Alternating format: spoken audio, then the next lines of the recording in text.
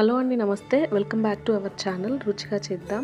ఈరోజు వీడియోలో నేను క్రిస్పీగా బేబీ కార్న్ని ఎలా తయారు చేసుకోవాలో చూపించబోతున్నానండి. ఈవినింగ్ స్నాక్స్కి ఇది పిల్లలకైనా పెద్దలకైనా చాలా బాగా నచ్చుతుంది. దానికోసం ఫస్ట్ నేను ఇలా బేబీ కార్న్ని తీసి రెడీగా పెట్టేసుకున్నాను. దీనికోసం ఒక బౌల్లో వాటర్ యాడ్ చేసుకొని అవి కొంచెం మరిగాక నేను అందులో ఈ బేబీ కార్న్ని వేసేసుకుంటున్నాను. హై ఫ్లేమ్లో మరిగించుకోండి. ఒక 5 to 10 మినిట్స్ మరిగితే సరిపోతుంది. ఎక్కువగా ఉడకాల్సిన అవసరం లేదండి. మనం తర్వాత ఆయిల్లో వేయించుకుంటాం కాబట్టి ఇలా కాసేపు మరిగిస్తే సరిపోతుంది. ఇలా అన్నీ మరిగేసాక మనం స్టవ్ ఆఫ్ చేసేసుకొని బేబీ కార్న్ అన్నిటిని పక్కకి ఒక ప్లేట్లోకి తీసుకుంటే సరిపోతుంది. ఇలా అన్నిటిని తీసుకున్న తర్వాత పక్కకు పెట్టేసుకొని మనం ఇంకొక బౌల్లో 1 స్పూన్ సాల్ట్, కొంచెం పసుపు, 1 స్పూన్ కారం, 1 స్పూన్ గరం మసాలాని వేసుకుంటున్నాను. అలాగే 2 స్పూన్స్ కార్న్ఫ్లోర్, 2 స్పూన్స్ మైదా పిండిని వేసేసుకోవాలి. ఆ తర్వాత వీటన్నిటిని బాగా కలిసేలాగా ఒకసారి మొత్తం కలిపేసుకుందాం. ఈలోపు మనకి బేబీ కార్న్ ఉడికించుకున్నాం కదా, అవి మనకి చల్లబడిపోతాయి. ఈ చల్లబడిన తర్వాత మనం కట్ చేసుకోవడానికి ఈజీగా ఉంటుందండి. నేను ఈ షేప్లో కట్ చేసుకుంటున్నాను. మీకు ఈ షేప్ నచ్చకపోతే ఎట్లా అయినా సరే మీరు కట్ చేసేసుకోవచ్చు. మరి ఎక్కువగా మందంగా కాకుండా ఈ విధంగా కట్ చేసుకోండి. మనకు ఫ్రై చేసుకున్నప్పుడు తొందరగా వేగిపోతుంది. ఇంకా క్రిస్పీనెస్ కూడా చాలా బాగుంటుంది.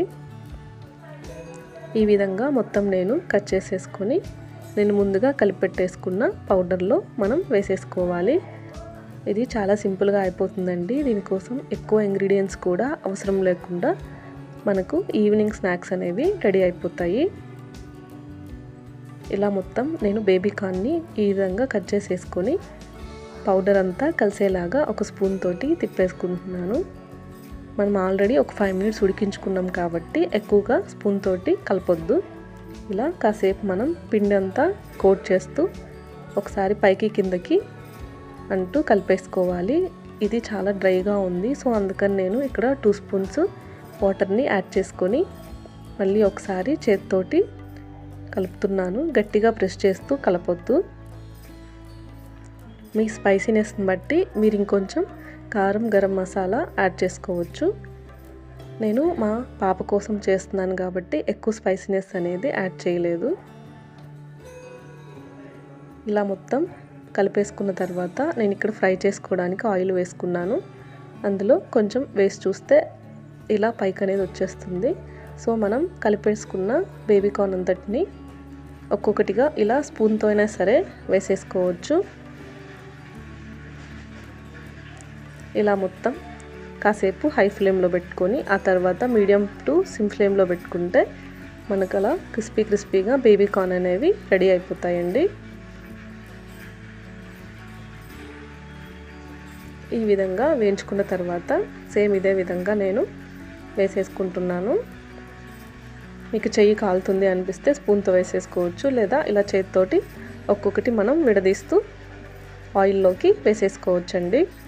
ఇది మనకు అప్పటికప్పుడు ఇన్స్టాంట్గా చేసేసుకునే రెసిపీ అండి. దీనికోసం ఎక్కువగా మ్యారినేషన్ ఏది అవసరం లేదు. చాలా తక్కువ ఇంగ్రీడియంట్స్ తోటే మనకు రెడీ అయిపోతుంది. ఇలా నేను లాస్ట్లో కొంచెం మిగిలిన వాటిల్లో ఇలా కరివేపాకు, చీలికలుగా కట్ చేసుకున్న పచ్చిమిర్చిని వేసి ఫ్రై చేసుకుంటున్నాను. ఫ్లేవర్ చాలా బాగుంటుంది. అంతే అండి. ఇలా అన్నీ వేయించుకున్న తర్వాత ఒక ప్లేట్లోకి ట్రాన్స్ఫర్ చేసుకొని నేను ఇక్కడ టొమాటో కెచప్ ఇంకా లెమన్ తోటి సర్వ్ చేసుకుంటున్నాను.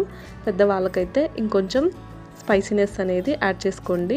చాలా అంటే చాలా టేస్ట్ బాగుంటుంది. ఒకసారి మీరు కూడా ట్రై చేసి ఎలా ఉందనేది కామెంట్ చేయండి.